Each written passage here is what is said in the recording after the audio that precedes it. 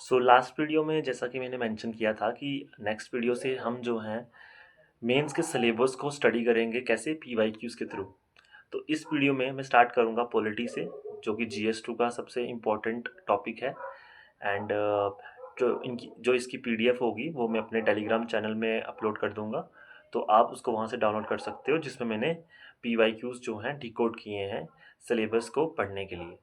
तो इस वीडियो को स्टार्ट करते हैं। तो मैं हूँ द अवेकन बिंग एंड आज की इस वीडियो में हम अवेकनिंग करेंगे अपने विजनम में को दैट सिलेबस जो यूपीएससी ने या जेकेएस ने मेंशन किया है वो रियल सिलेबस नहीं है, रियल सिलेबस पीवाईक्यूज है। एंड उन्हीं को ही स्टडी करके टूल किट तैयार करनी होती है और उन्हीं को ही स्टडी करके करंट से लिंक करना होता है। और करंट अफेयर्स जो होता है इससे शॉर्ट भी हो जाता है एंड स्पेसिफिक एंड कंसाइज भी हो जाता है। तो पॉलिटी के सिलेबस में 9 टॉपिक्स मेंशन किए गए हैं, जिसमें से कुछ टॉपिक्स हम आज डिस्कस करेंगे, कुछ टॉपिक्स जो हैं कल डिस्कस करेंगे। तब तक आप पीडीएफ भी उसकी देख सकते हो और अपने डाउट्स हो कमेंट सेक्शन में ज़रूर डालना। तो जो पहला टॉपिक है वो है historical underpinnings, evolution, features, amendments and basic structure. तो एवोल्यूशन एंड हिस्टोरिकल अंडरपिनिंग्स की बात करें तो there are lot of things to study. अगर आप स्टार्ट करोगे रेगुलेटिंग एक्ट से, देन पिट्स इंडिया एक्ट से, then Indian councils act, but mains के लिए कुछ नहीं पढ़ना है। मेंस के लिए इकलौता एक एक्ट है गवर्नमेंट ऑफ इंडिया एक्ट 1935। अगर आप पीवाईक्यूज डिकोड करोगे 2013 से 2025 तक यूपीएससी के और जेकेएस के, तो आपको जो है एक स्ट्रेट पैटर्न देखने को मिलता है। हिस्टोरिकल अंडरपिनिंग से आपको सिर्फ गवर्नमेंट ऑफ इंडिया एक्ट 1935 करके जाना है, जिसमें 2 क्वेश्चंस मिलते हैं कि क्या इस एक्ट ने एक फेडरल कॉन्स्टिट्यूशन ले डाउन किया है, या फिर it would have been difficult for constituent assembly to make constitution without experience gain with government of India act 1930। ये आप लक्ष्मीकांत से भी स्टडी कर सकते हैं एंड इसमें कुछ करंट का जो है रिलेशन कुछ खास है भी नहीं। तो बात करते हैं इसका सिग्निफिकेंट फीचर्स ऑफ कॉन्स्टिट्यूशन। तो इसमें मेंस पर्सपेक्टिव से तो देखिए सिग्निफिकेंट फीचर्स में प्रियम्बल आता है, देन फंडामेंटल राइट्स आते हैं, देन डीपीएसपीस आते हैं एंड देन इमरजेंसी प्रोविजंस आती हैं। तो ये मेन 4 जो बेसिक फीचर्स हैं क्वेश्चंस बनते हैं। फंडामेंटल राइट्स में भी पीवाईक्यूज डिकोड करके इकलौते कुछ 5 से 6 आर्टिकल हैं जिन पे आपको क्वेश्चन आएगा ही आएगा। Article 14 right to equality, notions of equality कैसे यूएसए और इंडिया के डिफर करते हैं, procedure established by law and equal protection of law, basically इनका क्या डिफरेंस होता है, मेनका गांधी केस क्या है, ये आपको लक्ष्मीकांत का स्टैटिक मिल जाता है। और इसको थोड़ा ब्रॉडन करने के लिए आपको रिसर्च करनी पड़ेगी। तो क्वेश्चन अगर पता लग गए तो आप रिसर्च आसानी से कर ही लोगे। इसमें ही हम इक्वालिटी में प्रोहिबिशन और डिस्क्रिमिनेशन आर्टिकल 15 में जेंडर जस्टिस के लिए क्या है मेनली उस पर क्वेश्चन बनता है। एंड आर्टिकल 16 देखिए इक्वालिटी ऑफ अपॉर्चुनिटी, ये इकलौता आर्टिकल है जो कि रिजर्वेशन से रिलेट करता है हमारे देश में। तो इस आर्टिकल से जेकेएस में 3 बार तो क्वेश्चन आ चुका है। एक बार तो आया forceful expansion of reservation policy कैसे की जा रही है रिसेंट टाइम में, कास्ट सेंसस क्या है, रिसेंट इशू था लास्ट ईयर का, एंड देन कास्ट सर्वे क्या है, इसके मेरिट और डीमेरिट्स क्या है। तो किसी ने भी अगर इसके पीवाईक्यूज के 3 क्वेश्चंस पढ़े होंगे और इन पर रिसर्च की होगी और करंट से लिंक करके अपने नोट्स बना के रखे होंगे तो उसको कोई दिक्कत नहीं होने वाली। तो ये रहा इक्वालिटी का आर्टिकल। आर्टिकल 19 इसके बाद काफ़ी इंपॉर्टेंट है। आर्टिकल 19 का जो स्टैटिक है Laxmikanth, freedom of speech and expression क्या होता है, हेट स्पीच क्या होती है, तो इसको जो है आप वहाँ से कवर कर सकते हो। बट फिर भी करंट लिंकेज करने के लिए तो करंट के एग्जाम्पल्स या करंट के केस लॉस तो होने ही चाहिए। तो रीजनेबल रिस्ट्रिक्शंस क्या होती हैं आर्टिकल 19 में, then right to movement through the territory of India is not absolute, ये क्वेश्चन आ चुका है। देखिए ये जो पीवाईक्यूज हैं ये मुझे याद है, मुझे देखने की ज़रूरत पड़ती है कभी कभार, बट मैक्स से मुझे याद रहता है। क्यों? क्योंकि मैंने इन क्वेश्चंस को सिलेबस के थ्रू डिकोड किया है। अगर इन क्वेश्चंस को आप एक शीट पे रैंडमली स्टडी करोगे तो आपको कुछ फ़ायदा नहीं होगा। आपको इनको एक सिलेबस की तरह स्टडी करना पड़ेगा पैटर्न वाइज, जैसे कि मैं आपको पैटर्न में समझा रहा हूँ यहाँ पे। तो आर्टिकल जैसे कि 19 मैंने आपको बताया, आर्टिकल 19 के बाद article 21 the most important article. इस आर्टिकल पे तो मैं बोलता हूँ 2 साल के बाद बार बार क्वेश्चन आ रहा होता है। और इसमें राइट टू प्राइवेसी जिस पर 3 बार क्वेश्चन आ चुका है। एक बार कब, जब पुत्ता स्वामी जजमेंट 2017 में तब क्वेश्चन आ देन उसके बाद एक करंट में इशू बन गया कि प्राइवेसी का एक तरीके से इन्फ्रिंजमेंट नहीं है चाइल्ड की, तो इस इशू को रिलेट करके आर्टिकल 21 से रिलेट कर दिया राइट टू प्राइवेसी। तो इस तरीके से राइट टू प्राइवेसी काफ़ी इंपॉर्टेंट है। इसके अलावा ब्रॉडर पर्सपेक्टिव क्या है आर्टिकल 21 का, आर्टिकल 21 को सुप्रीम कोर्ट ने जुडिशियल एक्टिविज्म के थ्रू काफ़ी ज़्यादा एक्सपैंड किया है। Right to life in personal liberty has expanded a lot to include right to clean environment, Diwali पे फायर क्रैकर बैन करना, ये भी तो एक तरीके से आर्टिकल 21 के अंदर है। Recently right against climate change भी लाया गया है फंडामेंटल राइट, उसका right of menstrual hygiene for women, ये भी फंडामेंटल राइट बना है। तो ये जो जजमेंट्स आती हैं सुप्रीम कोर्ट की, इनको आप आइसोलेशन में मत लो ना, क्वेश्चन से पढ़ोगे तो समझ आएगी कि इनको हम जजमेंट को लिख के रख दें अपने नोट्सों में, एंड देन जब क्वेश्चन पढ़ोगे कि ये आर्टिकल 21 का एक्सपेंशन में पूछा जाएगा तो आप वहाँ यूज़ कर लेना। एंड इसी आर्टिकल 21 से रिलेट करके डीपीएसपी पे केएससी ने क्वेश्चन पूछा है कि क्या आर्टिकल 21 का जो यूज़ किया जाता है, क्या डीपीएसपी को एनफोर्सेबल करने के लिए किया जाता है? तो डीपीएसपी पे अ, अ, तो डीपीएसपी बेसिकली प्रीलिम्स के लिए तो आप स्टडी करते ही हो, तो उसमें जनरल जनरल तो सबको याद रहते ही हैं। आर्टिकल 48 है, कंजर्व इन्वायरमेंट करना है, तो सुप्रीम कोर्ट ने राइट अगेंस्ट क्लाइमेट चेंज लाया फंडामेंटल राइट, या यूज़ किया जा रहा है फंडामेंटल राइट को डीपीएसपी को एनफोर्सेबल करने के लिए, तो इस तरीके से बन सकता है। आर्टिकल 21 जो है एक ब्रॉडर आर्टिकल है, इसको आपको अच्छे से कवर करना है रिसेंट सुप्रीम कोर्ट की जजमेंट को देखते हुए। देन ये फंडामेंटल राइट्स में इतना ही। आर्टिकल 21 के बाद कोई ऐसा आर्टिकल है नहीं कि जिसके ऊपर यूपीएससी अलग से क्वेश्चन पूछे, बट इसका मतलब ये नहीं होता कि उन आर्टिकल्स को कम्प्लीटली छोड़ दो। एटलीस्ट जो प्रीलिम्स पॉइंट ऑफ व्यू से पढ़ा है एटलीस्ट वो याद रखो, उसको मेंस के लिए ज़रूरत नहीं है कि आप उसको अलग से क्वेश्चन बनाओगे। एक टाइम के बाद जब स्किल डेवलप हो जाती है, आप ऐसे क्वेश्चन के आंसर लिख सकते हो, not perfect but generic answer तो लिखे जा सकते हैं। सो आफ्टर दैट डीपीएसपी में जैसे कि ये क्वेश्चन मैंने बताया पहले, और आज तक डीपीएसपी से आर्टिकल 44 जो है यूनिफॉर्म जो सिविल कोड जो है गोवा उत्तराखंड में इंट्रोड्यूस किया गया है, and what are the factors that inhibit India from adopting this, तो ये एक जनरल सा क्वेश्चन डीपीएसपी से बनता है। तो डीपीएसपी से एक ब्रॉडर क्वेश्चन बन सकता है कि ये एनफोर्सिएबल क्यों नहीं है इस तरीके से, बट स्टिल लेस चांसेस हैं। इस टॉपिक से आपको एक क्वेश्चन ही आएगा और उसमें भी फंडामेंटल राइट्स डोमिनेट होता है। देन इसमें इमरजेंसी प्रोविजंस है, फाइनेंशियल इमरजेंसी कैसे प्रोक्लेम की जाती है, इस पर क्वेश्चन आ चुका है। आर्टिकल 356 प्रेसिडेंट रूल, उस पर क्वेश्चन तो आता ही आता है गवर्नर के इश्यूज़ में। एंड नेशनल इमरजेंसी पे क्वेश्चन इतने चांसेस नहीं रहते। तो इमरजेंसी के बाद आता है अमेंडमेंट। अमेंडमेंट में जो अमेंडमेंट का स्टैटिक है, आर्टिकल 368 क्या है? आर्टिकल 316 में अमेंडिंग पावर्स किस तरीके से दी गई हैं, स्पेशल मेजोरिटी, सिंपल मेजोरिटी या ratification by half of the state. ये आपको एनसीईआरटी क्लास 11th की पढ़ के भी बेसिक नॉलेज में मिल जाता है। लक्ष्मीकांत में स्कोर अच्छे से दिया गया है। तो पार्लियामेंट जो है parliament can not amend the basic structure of constitution, कैसे सुप्रीम कोर्ट ने सेट किया, किस केस में सेट किया है।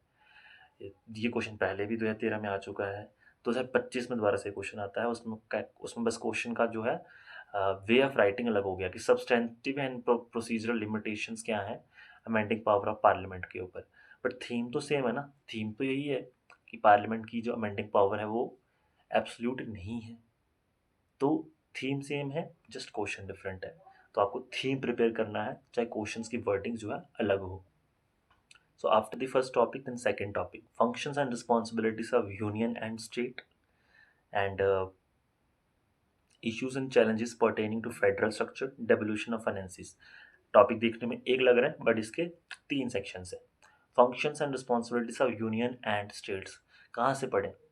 सिंपली लेजिस्लेटिव फंक्शंस होते हैं 7 शेड्यूल में, एंड एडमिनिस्ट्रेटिव फंक्शंस होते हैं, ब्यूरोक्रेसी, स्टेट ब्यूरोक्रेसी अलग होती है, एंड देन इकोनॉमिक फंक्शंस होते हैं, वो डिवाइड किए गए हैं। तो जो लिस्ट होती हैं उनको स्टडी करना होता है इसमें। लक्ष्मीकांत बेसिक आपको दिया होगा सेंटर स्टेट रिलेशंस में, तो उनको स्टैटिक कवर कर लिया, बट उससे ये क्वेश्चन हल नहीं होते हैं मेंस के लिए, तो लक्ष्मीकांत यहाँ एनफ नहीं होती। ये करंट ओरिएंटेड टॉपिक है, करंट में क्या ऐसा चल रहा है, तो इसमें तो स्टैटिकली आपको quasi federal nature of Indian federation study करना है, and strong centre with weak state autonomy, ये एक इशू रहता है।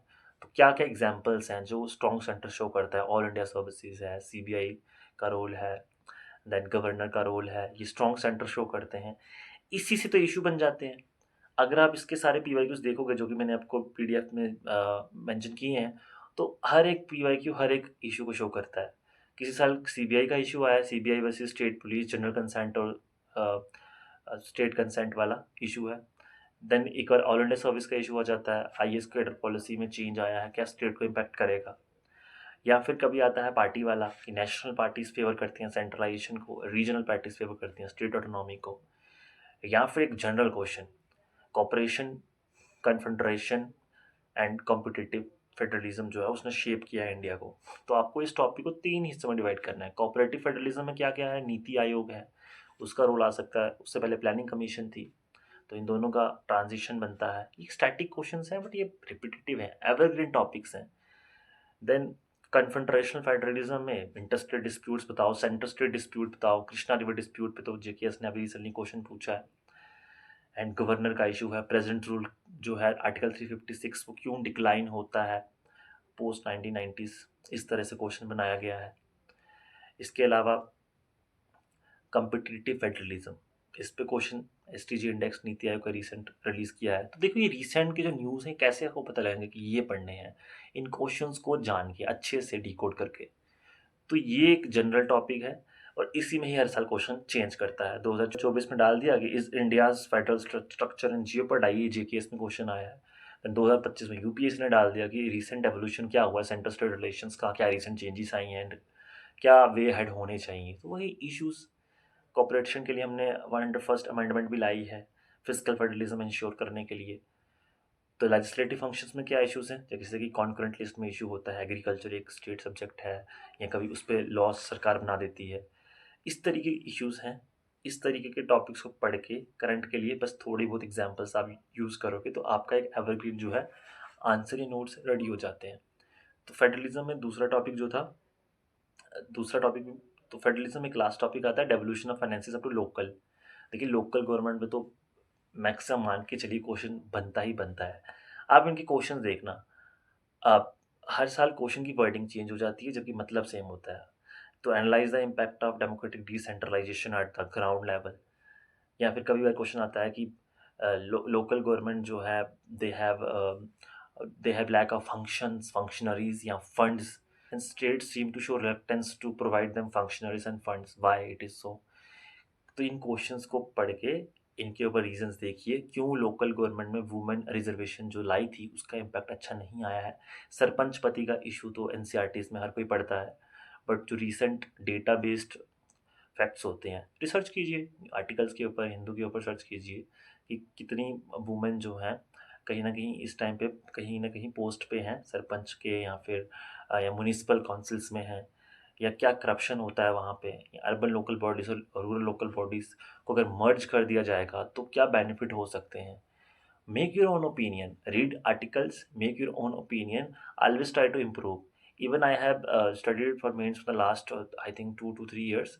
Still मैं हमेशा कोशिश करता हूँ कि कुछ ऐसी नई एग्जाम्पल मिल जाए जिससे मैं रिलेटिव कंपटीशन में बेटर करूँ, क्योंकि एब्सोल्युटली तो कोई बेटर नहीं कर सकता बट हमें रिलेटिवली बेटर करना है।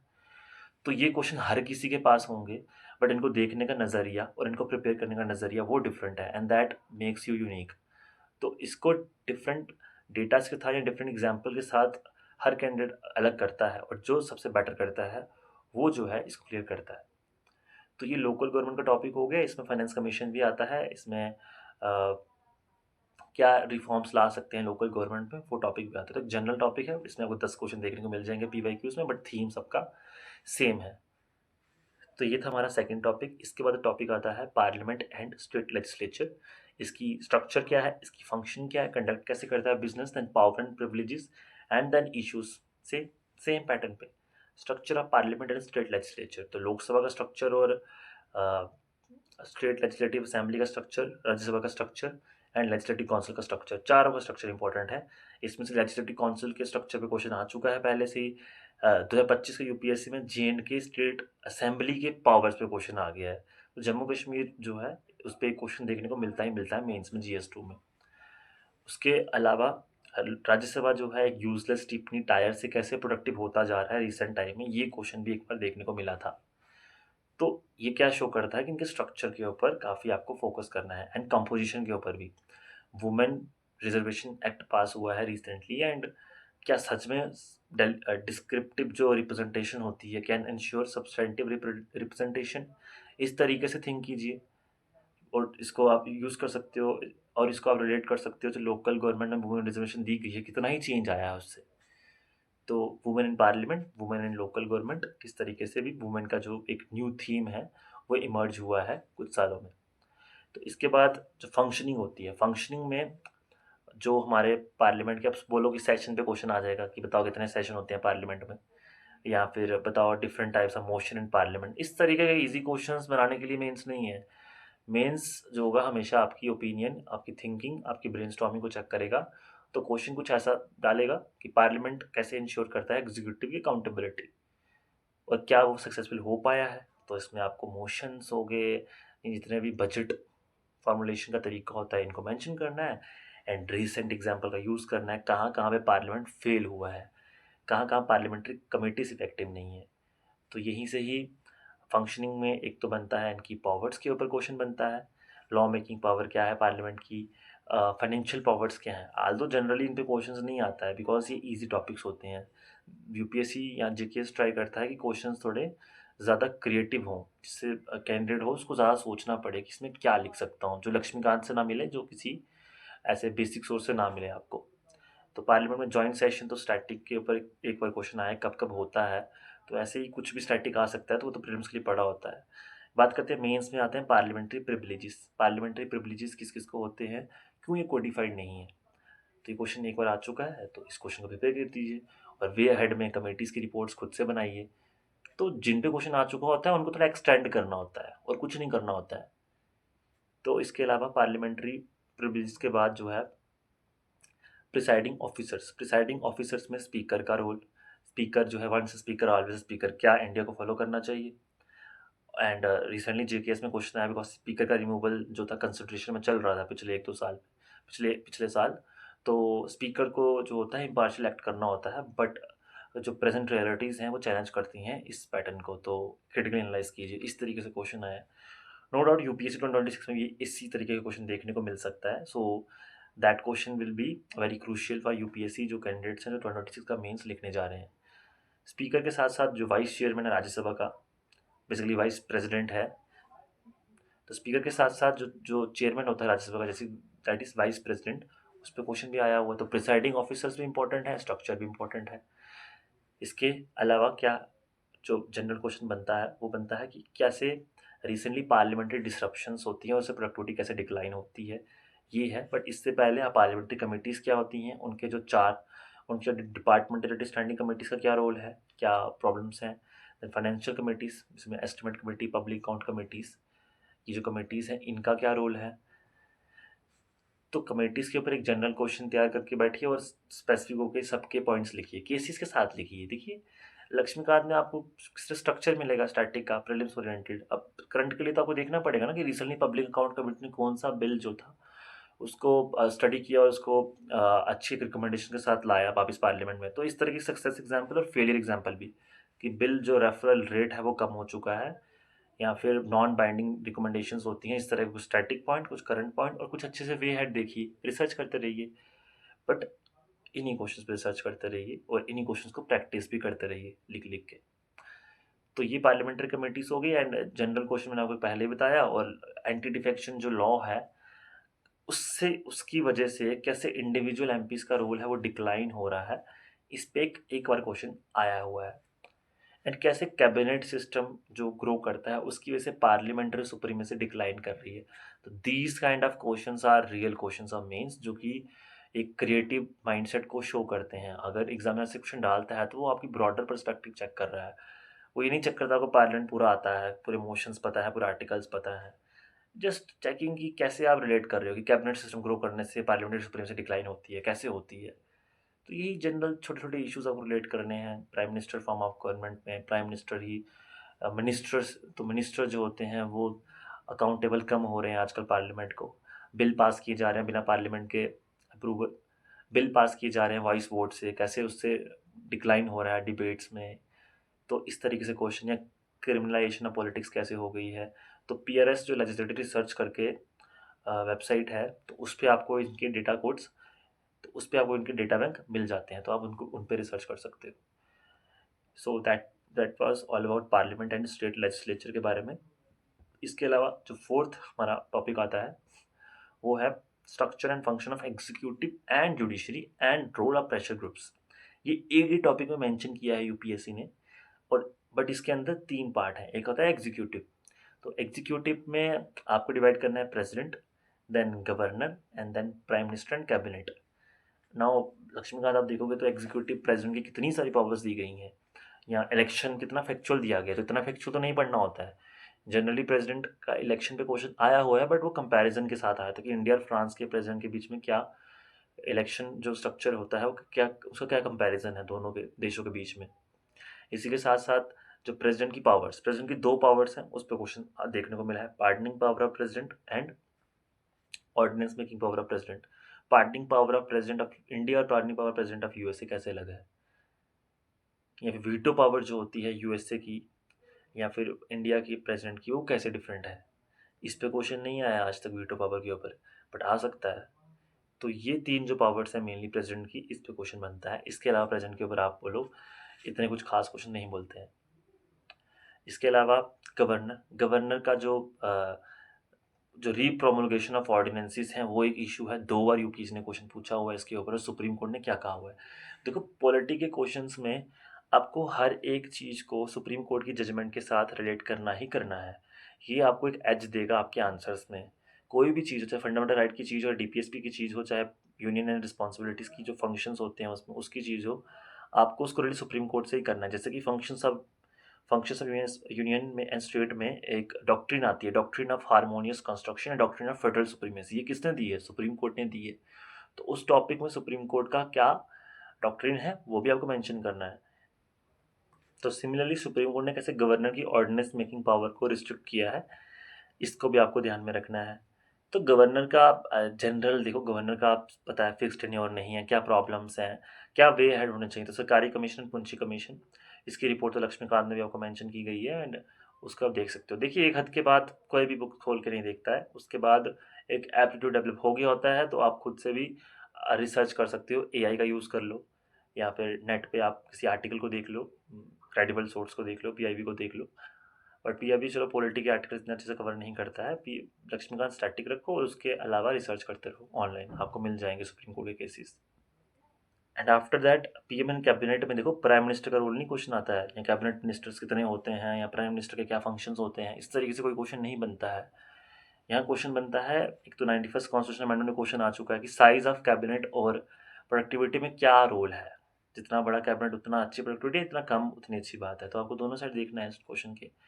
या फिर कैबिनेट सिस्टम की ग्रोथ ने कैसे पार्लियामेंट्री सुप्रीमेसी को डिक्लाइन किया है, या फिर कैसे executive PM and cabinet executive कैसे ये अकाउंटेबल पार्लियामेंट को हो रहा है या नहीं हो रहा है।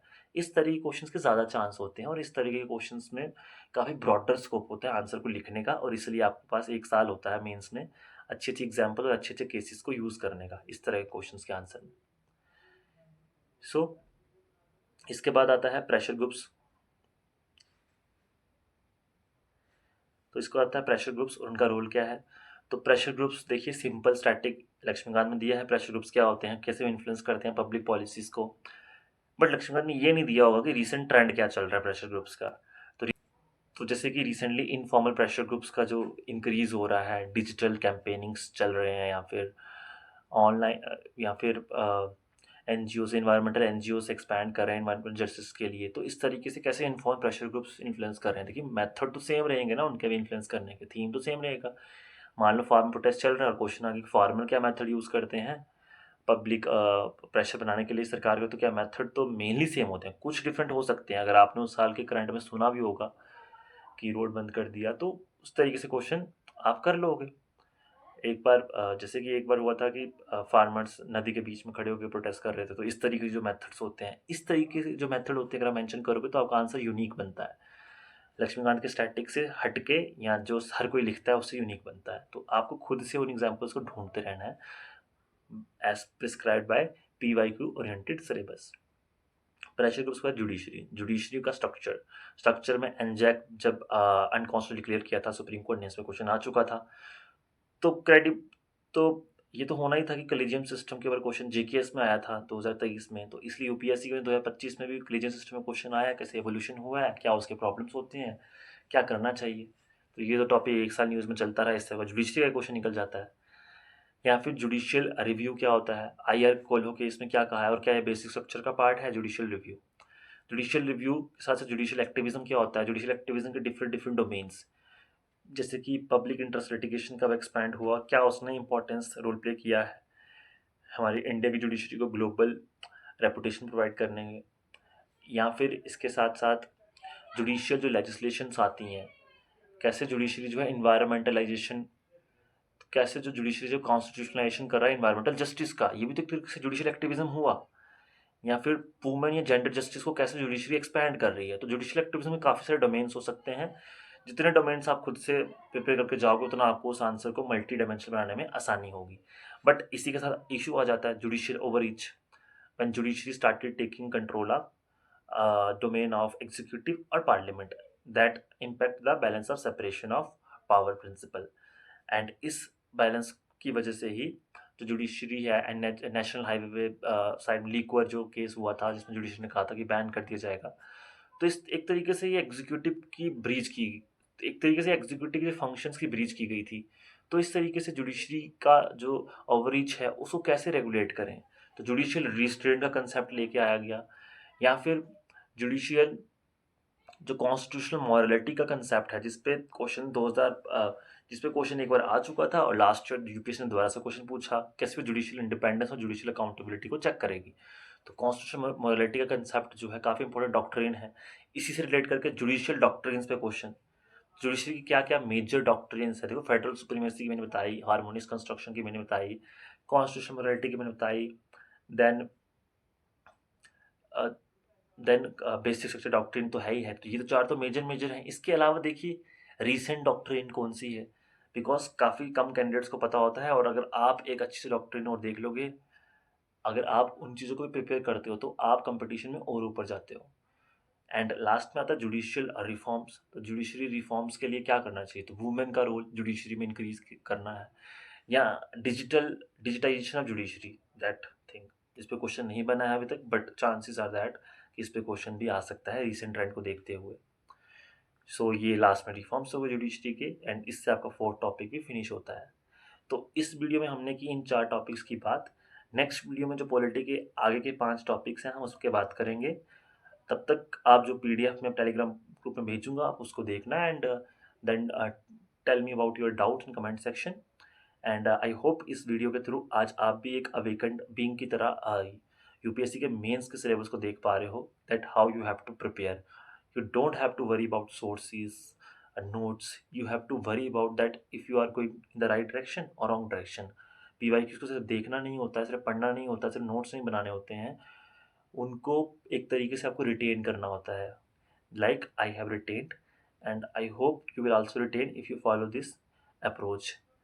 तो कल की वीडियो मिलते हैं, आज के लिए इतना ही, धन्यवाद।